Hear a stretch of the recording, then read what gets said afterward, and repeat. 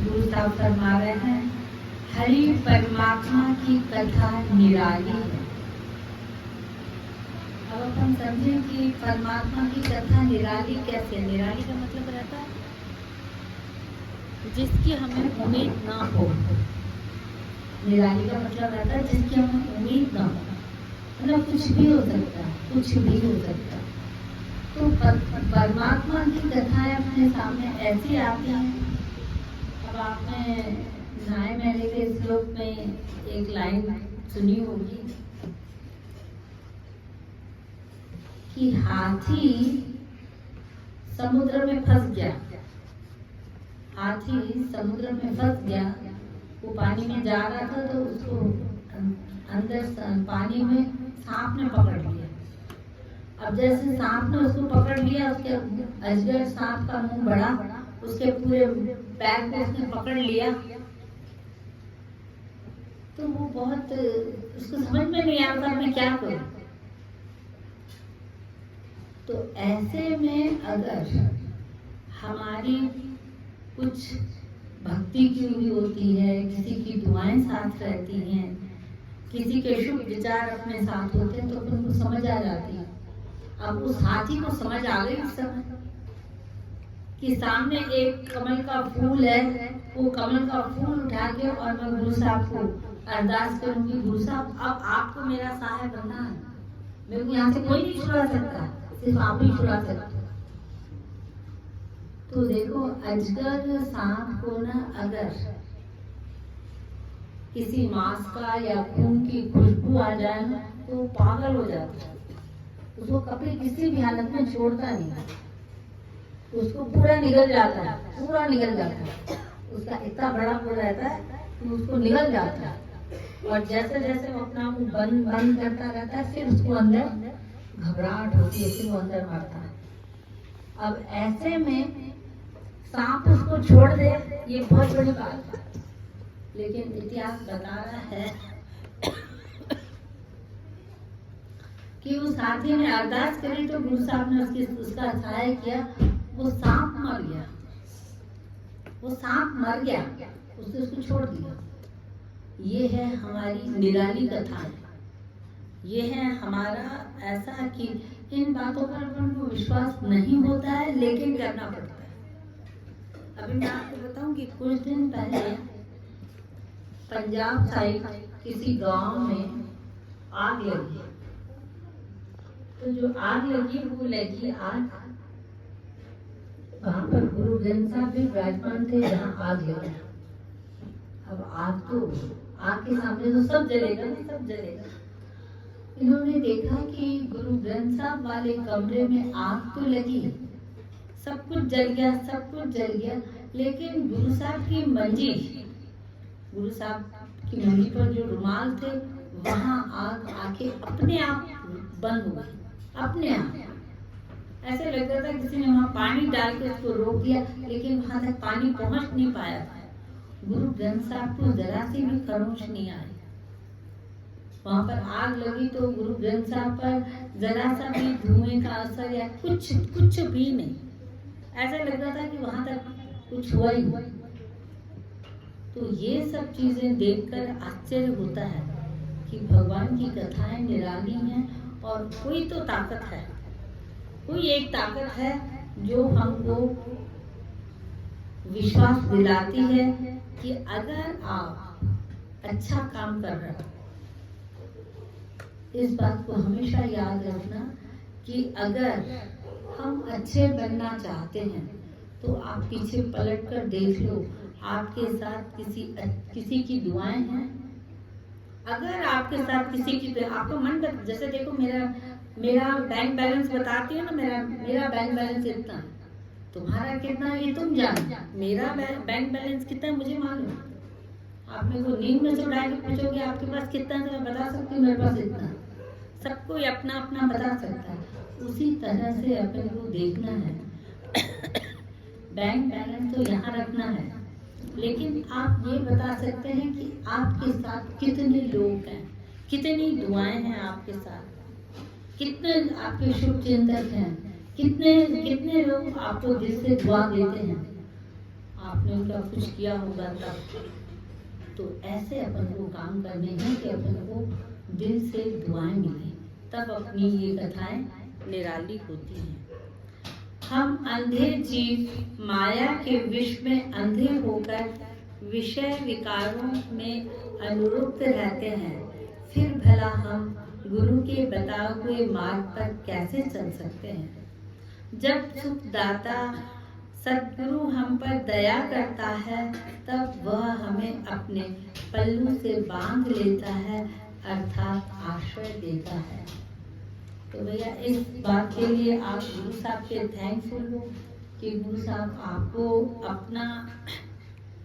अपना समझकर आपको अमृत वेले उठने की सद्बुद्धि दे रहे हैं और आपको ताकत दे रहे हैं अमृत वेले उठकर और आकर पाठ करने की। इसका मतलब ये है कि आप गुरु साहब के बहुत करीब हुए। आप जैसे देखिए, मेरे पास थोड़ी सी चीज है और बहुत सारे लोगों में बांटनी है। चीज थोड़ी है, बांटनी बहुत लोगों में है। अब मैं उनको बांटूंगी जो मेरे अपने होंगे, सबको नहीं दे सकती ना, वो चीज थोड़ी है। चीज थोड़ी है, लोग बहुत है, तो उसमें से मुझे ये देखना पड़ेगा मेरे अपने कौन है। तो गुरु साहब भी देखते हैं कि मेरे अपने कौन है। जो अमृत वेले उठते हैं वो गुरु साहब के अपने हैं और वो उनको सब कुछ देते हैं, सब कुछ। भले आपको लगता है कि मैं अमृत वेले आ रहा हूँ, मेरी इच्छा पूरी नहीं हो रही, लेकिन नहीं, आपकी इच्छा पूरी नहीं हो रही है, इसमें भी कुछ राज है। अभी अगर आपकी इच्छा वो पूरी हो जाएगी तो आप पागल हो जाओगे। जैसे देखिए, किसी छोटे बच्चे को आप करोड़ों नोटों की गड्डियां दे दो, वो बच्चा क्या करेगा? क्या करेगा? खेल के फेंक देगा, फाड़ देगा, पानी में डाल देगा, कीचड़ में डाल, क्योंकि उसको पता ही नहीं है कि इसकी वैल्यू क्या है। तो अभी अगर आपकी इच्छा पूरी नहीं हो रही है, उसमें कुछ न कुछ राज है। आप ये मत सोचना कि मैंने इतना पाठ किया तो गुरु साहब ने मेरा काम ही नहीं किया। नहीं, गुरु साहब में ताकत नहीं। गुरु साहब तो बोलते हैं धनवानों की सुनते हैं, गुरु साहब तो ऐसे करते हैं। ये सब बातें फालतू की बातें। आप तो एक विश्वास रखो कि गुरु साहब मेरे को अमृत वेले उठने की सद्बुद्धि दो और ताकत दो। कभी ऐसा ना हो कि मेरा अमृत वेला मिस हो जाए, उसके बाद आप जो भी करोगे मुझे मंजूर है, जो भी करोगे वो मंजूर है। तो इस बात को लेके अपन को चलना है।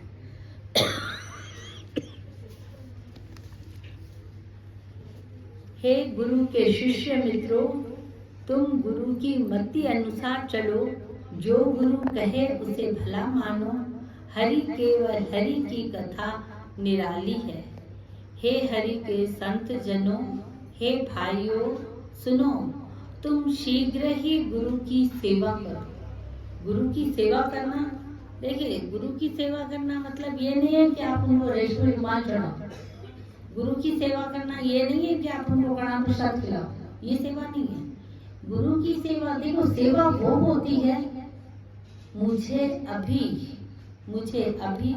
किस चीज की जरूरत है, बिना बोले अगर वो चीज मिल जाए तो मेरे मन से आपके लिए दुआ निकलेगी। ये है सच्ची सेवा। तो गुरु की सेवा क्या है? गुरु की सेवा ये है कि संगत की सेवा करो। अपन गुरु की सेवा, देखो गुरु की सेवा क्या करेंगे? गुरु ग्रंथ साहिब की अपन सेवा क्या करेंगे? ज्यादा से ज्यादा सफाई, अच्छे रुमाल, ये सब। और गुरु साहब तब खुश होते हैं जब वो देखते हैं कि यहाँ पर मेरे पास जो आते हैं, जो मेरी संगत है, जो मेरे पास मत्था टेकने आते हैं, उनकी भी इज्जत होती है, उनका भी मान होता है। इसका मतलब ये है कि संगत का मान करना बहुत जरूरी है। समझो कि गुरु साहब की आंखों की रोशनी संगत है। अगर आप संगत में अच्छे चल रहे हो, अब क्या हुआ कि कोई गुरु ग्रंथ साहब के पाठ से उठा, पाठ करके उठा, बहुत अच्छा पाठ किया, बहुत आनंद आया उसको, लेकिन उसको लंगर प्रसाद नहीं मिल पाया तो भड़क उठा। दिखता नहीं है, मैं इतनी देर से पाठ कर रहा हूँ, मैं ऐसा हो गया, मैं थक गया हूँ, मेरे लिए कुछ रखा नहीं, मेरे को बहुत भूख लगी है। आप समझो कि उस पर गुरु की कृपा नहीं है। और अगर इसी जगह पर वो ऐसा करता कि ठीक है कोई बात नहीं, बहुत भूख तो लगे, पानी पी लिया, कोई बात नहीं। शायद गुरु साहब को ये मंजूर था कि जो मुझे खाने के लिए मिलने वाला था ना, उसमें कुछ पॉइजन, कुछ गंदा, कुछ ऐसा होता, गुरु साहब ने वो नहीं खिलाया, क्योंकि मैंने गुरु साहब की सेवा करी। गुरु साहब मेरे शुभ चिंतक हैं, वो नहीं चाहते कि मेरा बुरा हो, इसलिए नहीं दिया। ऐसी मत आनी चाहिए अपन को। और मैं आपको बताऊं, गुरु साहब ने बोला है, अगर मेरा दर्शन करना है आपको तो गुरु ग्रंथ साहब की हुजूरी में आप संगत की सेवा करो, मैं आपको दिख जाऊंगा, मैं आपको दिख जाऊंगा। मैं सच बता रही हूँ, कल मुझे एक फोन आया, उस बच्ची ने मेरे को बताया कि दीदी मैं अपनी बच्ची को डांस क्लास में पहली बार ले गई, तो उसकी टीचर ने बोला कि आप जाओ नहीं, आप यहीं रुक जाओ, लेकिन बच्ची को आप दिखो नहीं, तो आप ऐसे करो छत पे चले जाओ, अगर बच्ची रोएगी तो हम आपको बुला लेंगे।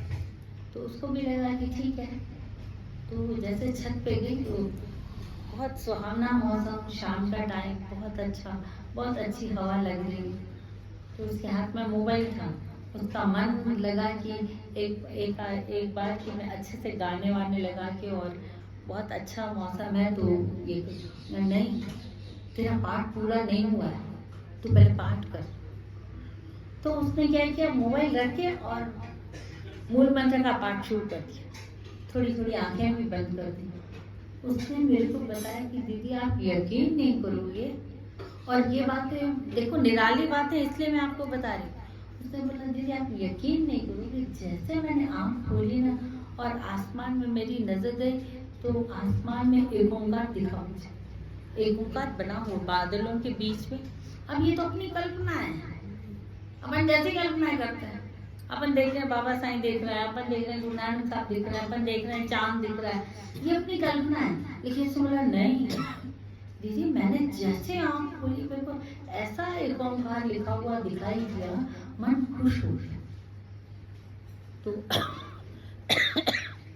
ये बातें अपने को बताती हैं कि अपन जो पाठ कर, अच्छा उस समय अगर वो गाने सुन लेती, मोबाइल में गाने लगा के गाने सुनने बैठ जाती, तो उसकी क्या क्या मिलता, मेरे को लगता है वो आनंद भी नहीं मिलता। उन गानों के पीछे पता है टेंशन भी होते हैं, फिर ऐसा करना है, फिर उससे ऐसे बात करनी है, फिर वहां जाना है, फिर ये करना है।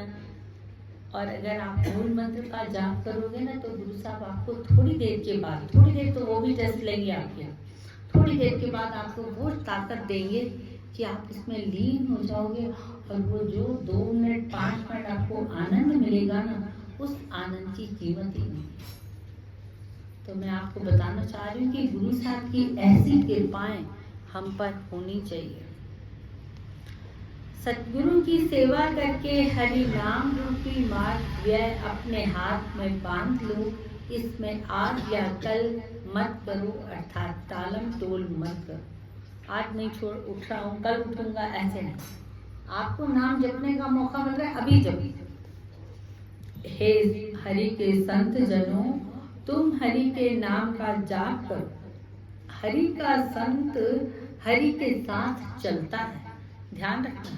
देखिए क्या बोल रहे हैं, जिनको नींद आ रही है वो भी आंखें खोलकर सुन ले। कह रहे हैं कि हे हरि के संत जनों, तुम हरि के नाम का जाप करो। मतलब तुम सिर्फ परमात्मा का नाम जाप करो, मूल मंत्र की माला करो। हरि का संत हरि के साथ चलता है, अर्थात हरि की आज्ञा में रहता है। जिन्होंने हरि का जाप किया है वे स्वयं हरि रूप हो गए हैं, और उन्हें कीड़ा करने वाला हरि मिल गया है। भाई इस बात को ऐसे समझो,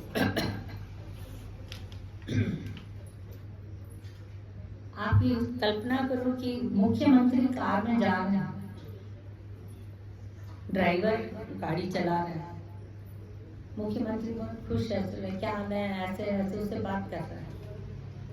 तो वो ड्राइवर समझ से आज उनका मूड बहुत अच्छा है, बात करना चाह रहा है, तो उसने धीरे से बोल दिया, साहब मेरा बच्चा बड़ा हो गया है, उसको अच्छी नौकरी चाहिए, कहीं नौकरी दिलवा दो उसको।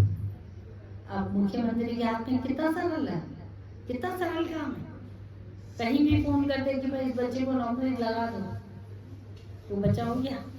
देखो ड्राइवर ने मौके का फायदा ले लिया ना। तो अपन को भी ये है, जो अमृत वेले का टाइम है ना, आप ये समझना कि अमृत वेले के टाइम में गुरु साहब हमारे साथ हैं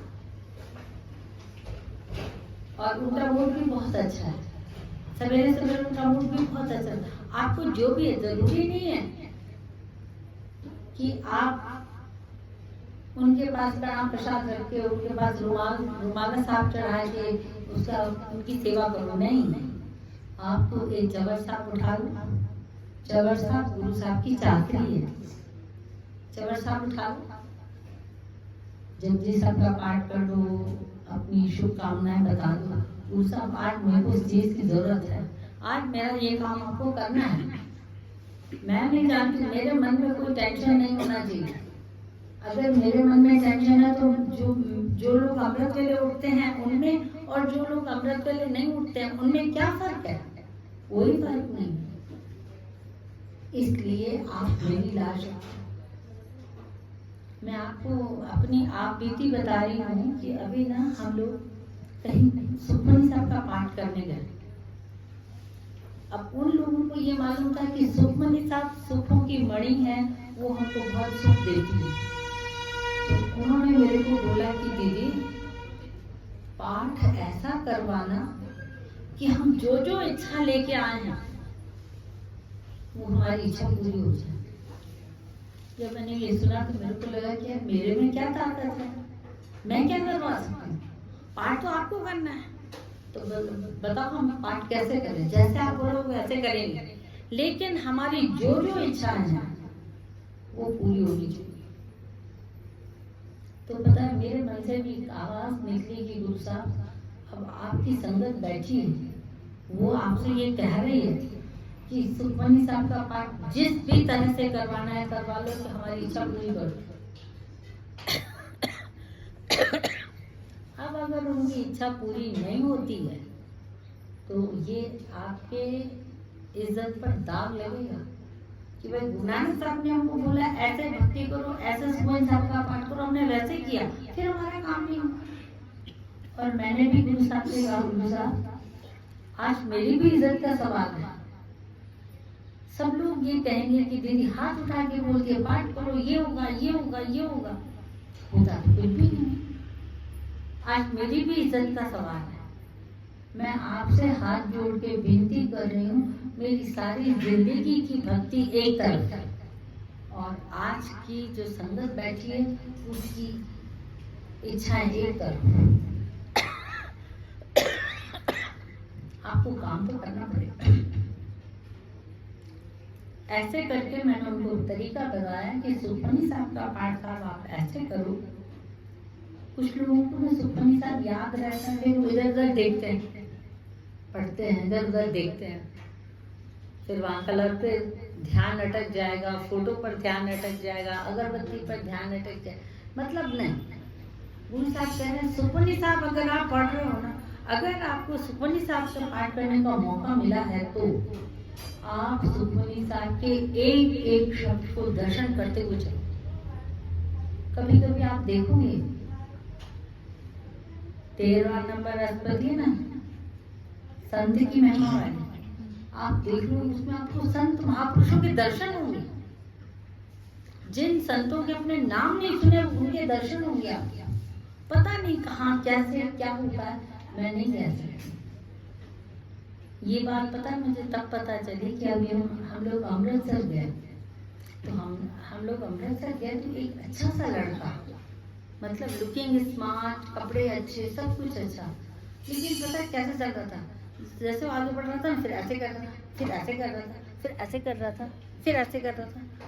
तो हमको समझ में नहीं आया कि ये अच्छा खासा लड़का हमारे साथ अंदर आया, जोड़े घर में उसने जोड़े उतारे और अभी इसको क्या हो गया, ये क्या कर रहा है। तो मैं तो उसके पीछे पीछे हो गई। मैं उसका सारा तमाशा देख रही हूँ, ऐसे कर रहा है, ऐसे कर रहा है, ऐसे कर रहा है, कहीं बैठ रहा था, कहीं उठ रहा था।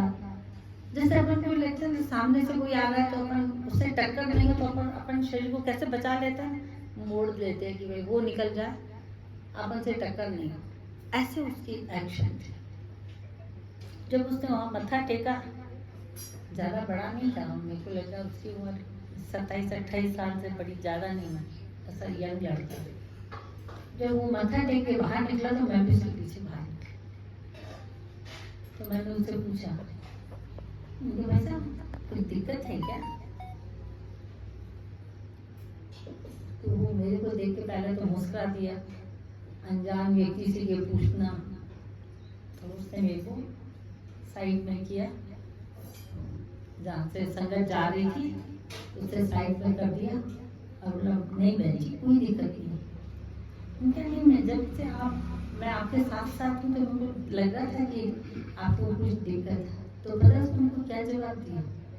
उसने मेरे को जवाब दिया कि बहन जी आप यकीन नहीं करोगे, जिन देवी देवताओं को मैं गुरुद्वारों में, मंदिरों में, मस्जिदों में ढूंढता हूँ वो सारी शक्तियां मुझे यहाँ दिख रही हैं।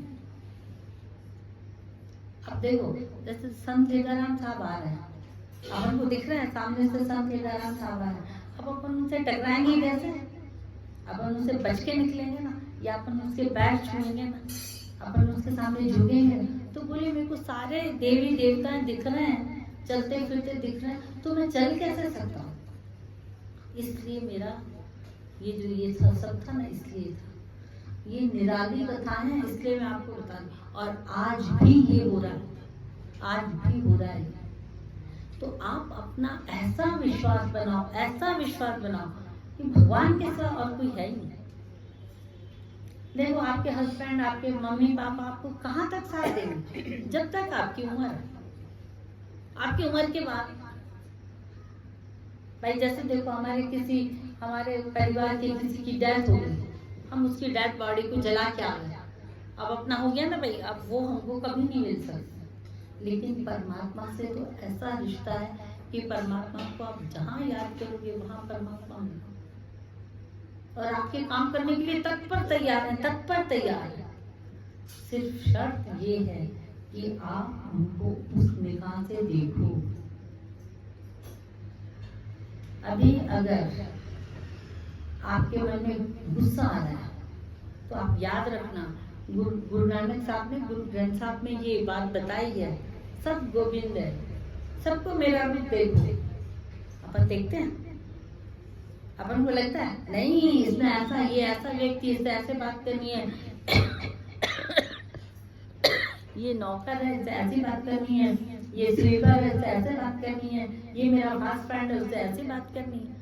अपन तो लोगों को देखकर बात करते हैं, लेकिन गुरु साहब बोल रहे हैं सब गोविंद है, ऐसा आपका मन होना चाहिए। तो अपन को गुरु की मति के हिसाब से चलना है भाई। गुरु की मति के लिए और अगर आपके मन में डाउट हो तो आप मेरे से पूछ सकते हो। जिसके मन में हरि के नाम जपने की चाह लगी है, ध्यान दीजिएगा, जिसके मन में हरि के नाम की चाह लगी हुई है उन पर बनवारी ईश्वर कृपा करता है। आप अमृत वेले अगर उठ के आते हो ना, ईमानदारी से उठ के आते हो, इसलिए उठ के नहीं आते हो कि 4 लोग देखेंगे भाई ये आदमी तो बहुत अच्छा है, ये अमृत वेले उठता है, बहुत अच्छा है। नहीं, इसलिए नहीं, इसलिए कि मेरा बनवारी, मेरा परमात्मा, मेरा गुरु नानक साहब मेरे ऊपर कृपा करे। अगर इसलिए उठते हैं तो वो आप पर कृपा करेंगे और आपके काम करेंगे। मेरे गुरुदेव बाबा नानक जी कहते हैं कि हे हरि, मुझे उन साधु जनों की संगत दे। ध्यान दीजिए, मुझे उन साधु जनों की संगत दे और मुझे उन साधु जनों की चरण धूल बना दे। उनकी संगत तो दे, लेकिन मेरे को उनके चरणों की धूल बना दे।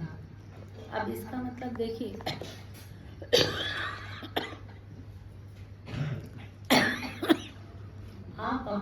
मोबाइल चेक करिए, मोबाइल में जितने भी नंबर हैं उनमें से कितने लोग हैं जो गुरबाणी से जुड़े हुए, और जो गुरबाणी से जुड़े हुए, मैंने पता ये देखा, एक भाई साहब के मोबाइल में नंबर ये थे, तो जो उनकी संगत थी ना, उनकी संगत का अगर फोन आ रहा है तो उसकी जो बेल की टोन थी वो कुछ अलग थी, और जो रिलेशन वाले हैं भाई बहन भतीजे ये उनकी अलग थी, और उनके व्यापार वाले जो थे उनकी अलग थे, तो वो पहचान लेता था। व्यापार वाले हैं तो कभी नहीं उठाओ तो चलेगा, लेकिन संगत वाली जो टोन है वो मुझे उठानी उठानी, मतलब आगे देखो संगत से कितना प्यार है, इतना अपन नहीं कर सकते, अपन नहीं कर सकते।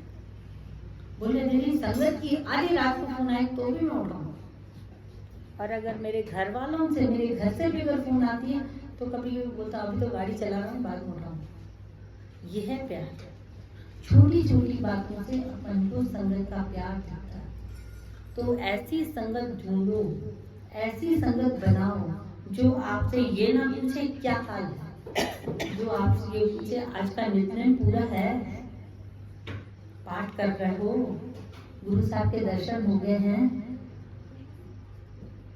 या आपने कभी भी सुना होगा कि अपन ऐसा बोलते भाई तुमने संतों के दर्शन कर लिए और मैंने आपके दर्शन कर लिए, मतलब मुझे ऐसा लग रहा है कि मैंने संतों के दर्शन कर लिए, ये भाव है हमारा।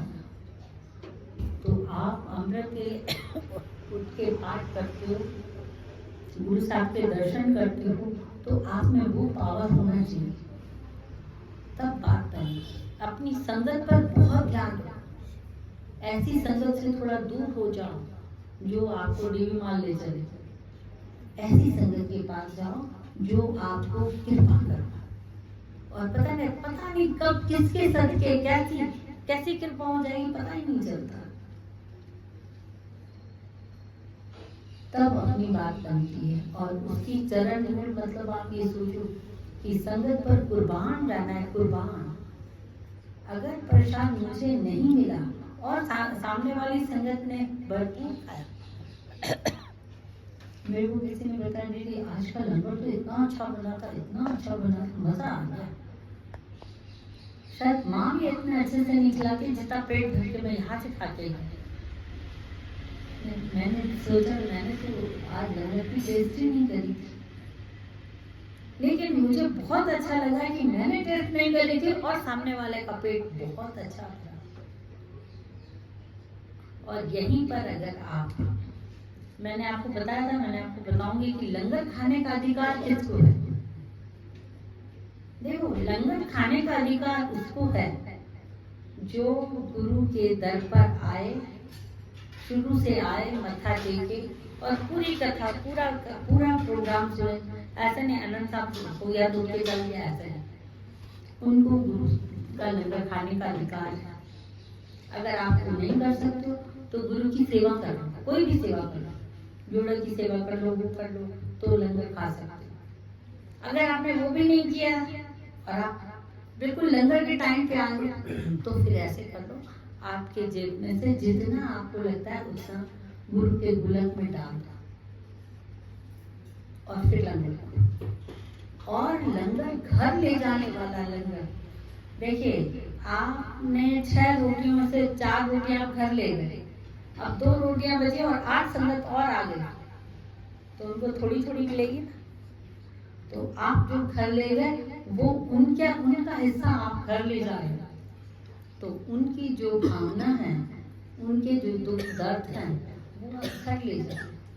और जिस संगत ने लंगर करवाया है, जिस भावना से करवाया है, वो दुख वो दर्द आप अपने घर ले जाओ, ऐसे आप भरपूर खाओ। मेरे हिसाब से तो पता है लंगर ज्यादा भी नहीं खाना चाहिए, भाई काम चलाओ कि मैं भूखे नहीं रहे, इतना खा लो। ऐसा भी नहीं कि मैंने लंगर खाया तो फिर 2 दिन खाना नहीं खाऊंगा, ऐसा भी नहीं। तो लंगर खाने वालों का भी बहुत पता है। मैंने ऐसे एक व्यक्ति को मैं जानती हूँ जो अमृतसर जो भी जाता है ना उसको बोलता है मेरे लिए लंगर ले आओ। अब अमृतसर से लंदन ले आना वो आप सोचो 2-3 दिन सफर में, लेकिन उसके लिए एक टुकड़ी रोटी की उसको सूख जाएगी, वो चूस के जाती है। उसके बदले वो अपने आप का नित्य बढ़ाती है। मेरे को अमृतसर का प्रसाद मिला, इसलिए मुझे इतना पाठ करना। मैंने कहा ये नियम बहुत अच्छा। तो ऐसे लोगों को ढूंढो जो हमको अच्छी संगत की तरफ ले जाए। ऐसे लोगों को मत ढूंढो जो आपको फैशन की दुनिया में ले जाए। फैशन तो बढ़िया है, देखो गुरु नानक साहब ने अपन को कोई मना नहीं किए कि ये नहीं खाओ, यहाँ नहीं जाओ, ये नहीं पहनो, इससे नहीं मिलोगी। गुरु साहब कहते आप सब करो, सब करो, आपका जो मन चाहे वो करो, लेकिन अमृत वेला जरूर उठो। अब आप रात को शराब पी के सोओगे तो अमृत वेले क्या उठोगे? ये आप अपनी समझ रखो कि हम क्या। गुरु साहब ने कहा सब करो, इसका मतलब ये नहीं कि अपन वो भी करें जिससे हमारा अमृत वेला टूटे, वो नहीं करो। उन लोगों से मत मिलो जो आपको रात देर रात तक जगाए, मत मिलो उन लोगों से। पहले आपके परिवार के मेंबर्स हो ना, उनको भी बता दो भाई मेरा तो नियम है मैं 9 बजे सोती हूँ, अब आपको जब सोना आप सो। ऐसे अगर अपन बनेंगे तो अपन संगत अच्छी कर सकें। बोल गुरु नानक देव।